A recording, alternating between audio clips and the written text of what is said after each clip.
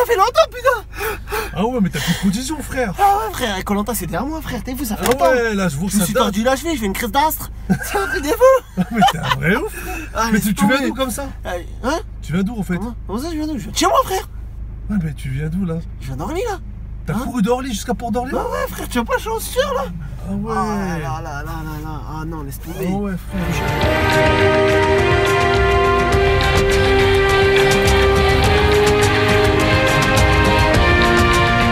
Alors dis-moi, qu'est-ce qui t'a donné envie de participer à Koh-Lanta? À la base, c'est une émission que je regardais déjà tout petit. T'as vu, le vendredi soir, j'avais pas trop le droit de sortir, je restais à la maison et la seule occupation qu'il y avait, c'était de mettre TF1 et regarder Koh-Lanta. Et moi qui aimais bien le sport, et d'ailleurs j'aime toujours le sport, c'était, voilà, je me suis dit, pourquoi pas moi? Je les voyais pleurer, je me dis, mais pourquoi ils pleurent? Pourquoi je pourrais pas faire Koh-Lanta? Je me suis dit, bah allez, soyons fous, on va essayer de postuler sur TF1 et on verra bien ce que ça donne. T'as tapé sur internet et c'est comme ça que t'as postulé. Pour postuler pour Koh-Lanta, en fait, j'étais sur MyTF1, mytf1.fr et ensuite dessus tu as tout le descriptif. Je crois qu'il te pose 3 ou 4 questions.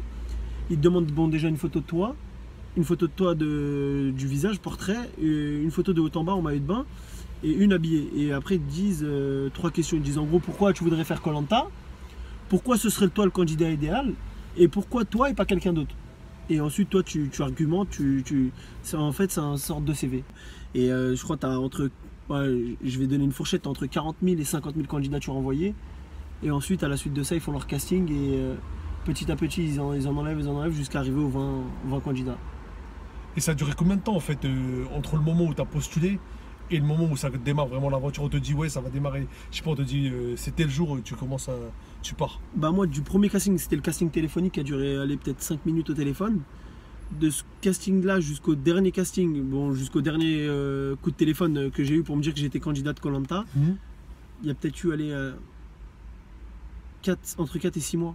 Et entre temps ils te revoient, ils font quoi en fait entre temps? Bah t'as le premier casting qui est téléphonique, ils t'appellent, ils te posent quelques questions, voilà, est-ce que tu es motivé à faire Koh-Lanta, pourquoi toi, pourquoi pas quelqu'un, en gros pourquoi toi et pas quelqu'un d'autre. Ouais. Voilà, après ce casting téléphonique, si ça s'est bien passé, tu reçois un mail pour un casting mais là en direct. Donc tu es convoqué, tu vois un casting qui dure à peu près entre 5 et 7 minutes. C'est vraiment rapide et donc tu es en face d'une personne et qui te filme avec une caméra et donc qui te dit voilà, je vais te poser les questions qui ont été posées sur internet quoi. Dis-moi, présente-toi, d'où tu viens, raconte-moi un truc qui ferait en sorte que voilà, je te prenne toi et pas quelqu'un d'autre. Donc après ce casting là, tu as un autre casting qui dure un peu plus longtemps, toujours dans la présentation, pourquoi tu voudrais faire Koh-Lanta. Ils veulent vraiment voir jusqu'où tu pourrais aller pour gagner Koh-Lanta, ce que tu serais prêt à faire pour l'équipe, que ce soit tout seul ou en équipe. Et après ça, tu as un autre casting et après ça, tu as des tests à l'INSEP. C'est un centre de l'équipe de France d'escrime, de basket, de judo, d'athlétisme. Ah ouais, ça va loin, c'est poussé quand même. Ouais, c'est poussé, tu fais là-bas, tu fais une visite médicale, en fait tu fais tous les tests, plein de tests sportifs. Ah quand même. Tu as plein de vaccins, tu as des tests sanguins. Je peux te dire que je savais la moindre goutte de sang que j'avais dans le corps et la moindre goutte d'eau. Ah ouais, je suis ressorti avec un dossier comme ça de l'INSEP. Comment ça se passe en fait quand du moment où tu te dis ok on va te prendre et tout ça machin, et toi tu dis quoi après, tu dis quoi à ton taf, parce que toi t'as un taf, tu bosses là. Bah, moi je travaille à la RATP, je suis conducteur de bus. Après tu t'arranges avec ton employeur. Moi je sais que moi ils ont tout fait pour m'arranger par rapport à mon contrat et tout. Ouais. Et t'en as qui prennent des congés sans solde, t'en as d'autres qui travaillent pas, t'en as d'autres qui quittent leur taf pour cette aventure de folie, parce que ça reste une aventure de malade, tu vois. C'est une aventure que tu feras peut-être qu'une fois dans ta vie. Et non, moi franchement, sur ce coup-là, la RATP elle a été cool, tu vois. Ils m'ont laissé partir, ils m'ont dit pars tranquillement, quand tu reviens tu reprends ton boulot tranquillement.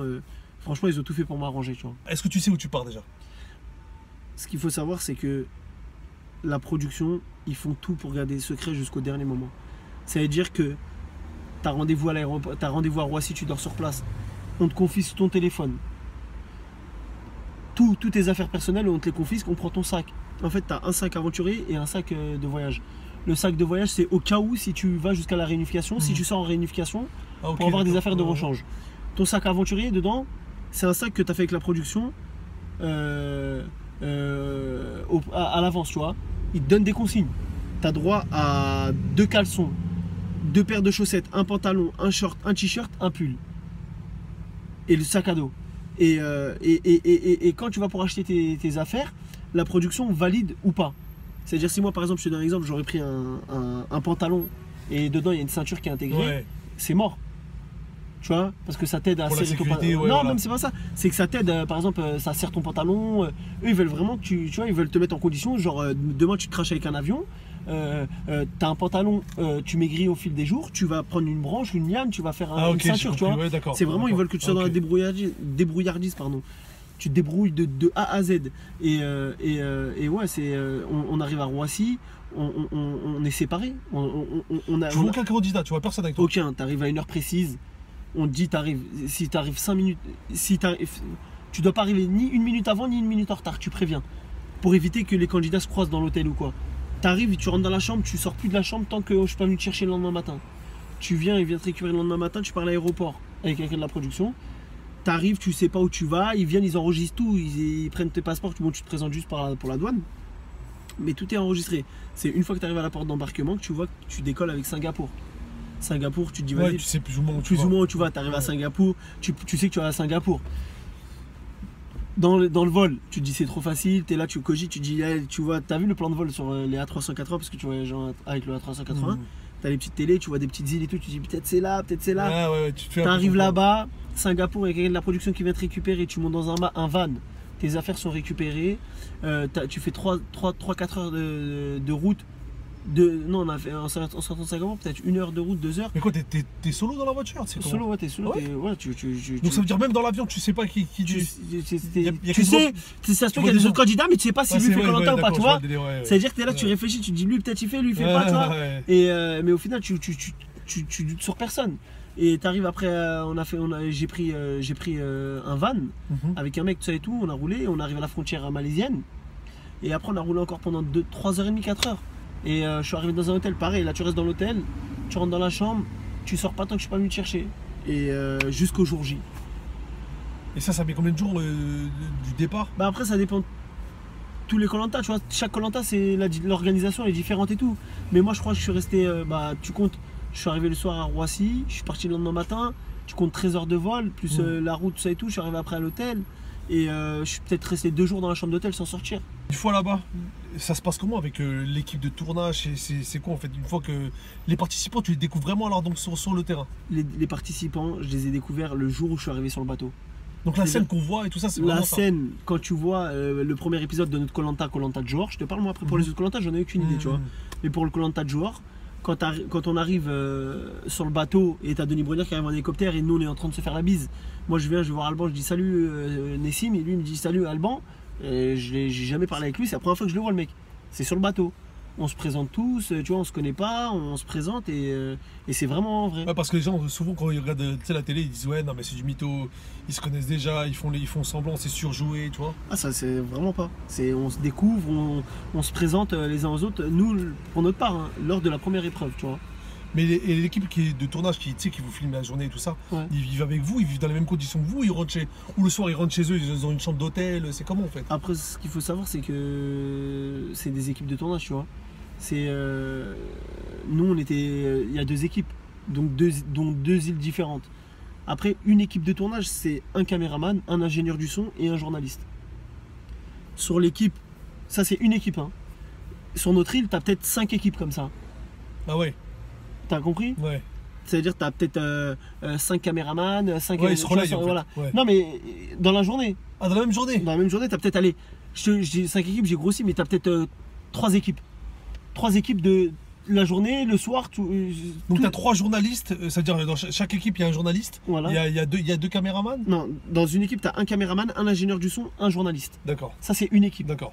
Et t'as peut-être 3 équipes dans la journée, 3 équipes le soir, tu vois, c'est tout le temps filmé. Et eux, en fait, ils sont tellement que tu te rends pas compte en fait quand ils se relaient. Mais ils dorment, ils ont pas d'hôtel, ils ont pour en gros, ils ont des règles à suivre. C'est qu'ils ont jamais le droit de manger devant toi, mâcher un truc de. Ah ouais, quand même, Jamais. ouais, c'est ce que je me disais quand même. C'est trop professionnel, ils sont Ouais. trop carrés, ça fait des années qu'ils font ça. C'est vraiment. Jamais ils vont venir te. Déjà, c'est simple, dans l'équipe, quand je te parle de l'équipe, tu as le caméraman, l'ingénieur du son et le journaliste. Sur ces 3 personnes-là, la seule personne qui est autorisée à parler avec toi, c'est le journaliste. C'est-à-dire que le caméraman et l'ingénieur du son, ils ont ordre pour ne pas parler avec toi. C'est-à-dire que, en fait, ils font tout ça pour éviter de créer d'affinité avec les candidats. Ouais, je vois, ouais. C'est-à-dire que le mec, il est là. Moi, je me rappelle, le mec, il me filmait. Je venais, je disais, ouais, on part dans combien de temps l'épreuve? Le mec était là. Ah, ils te répondaient vraiment pas comme dans les trucs comment ça s'appelle à Londres, là, les mecs, les machins là qui bougent pas. C'était Ouais. voilà, la garde je sais pas comment Ouais. ça là, mais c'est exactement ça. Le camarade ou la génération, je dis excusez-moi, on part dans combien de temps l'épreuve? Il est là. Et je mets 30 fous à la fin. Et en fait, c'est pour éviter de créer des affinités. Ça se peut que le caméraman, tu vas venir, je te parle avec lui, tu vas dire ça va, il va dire ouais, ça va et toi, bien. Ouais, à la Il fin, peut préférer un candidat plus que l'autre, il peut t'aider à faire ça. Ouais, je Donc, vois. comme ça, il n'y a pas de. Ouais, pour ça, ils sont vraiment Il n'y a pas carrés, d'ambiguïté, il n'y a rien du tout. Ouais, c'est bien. Voilà. Il n'y a que le journaliste qui pose des questions et à qui tu réponds. Donc, mais eux, quand même, ils ont un endroit où ils dorment pas avec vous. Ah oui, après le soir ou je sais pas, ils se relaient. T'as un Ouais. bateau qui vient les récupérer, un Zodiac qui les récupère et qui les dépose je ne sais où, mais tu sais pas où est-ce qu'ils dorment. D'accord. Et on vous voit vous faire filmer la nuit en fait. Et ils font comment en fait? Bah après, moi je me rappelle, c'était dans les débuts qu'ils nous filmaient la nuit. Et en fait, moi je me rappelle, j'avais une veste à capuche. Et je dormais la nuit, moi je dormais sur le sable comme ça, allongé comme ça. Et je laissais juste ma bouche dépasser.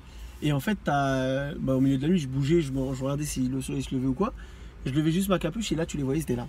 Au-dessus de toi avec caméra Ouais. infrarouge.